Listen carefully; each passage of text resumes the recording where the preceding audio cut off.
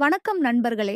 இன்று நம்ம வீடியோவில் பார்க்க போறது நடிகை வரலட்சுமி சரத்குமார் அவர்களின் வாழ்க்கைச் சிறப்பும் அவருடைய கணவர் நிக்கோலாய் சஸ்தேவ் பற்றியும்.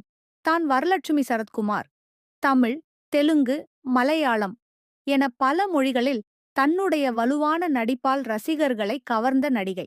அவரது வாழ்க்கை துணை நிக்கோலாய் சஸ்தேவ் ஒரு தொழிலதிபர் மற்றும் மாடல் ஆகும். அவருடைய பிறந்த நாள் மார்ச் 5, 1985. தற்போதைய வயது 40. அதேபோல் வரலட்சுமி சரத்குமார் பிறந்த நாள் மார்ச் 23, 1986. அவருடைய வயது 40-41.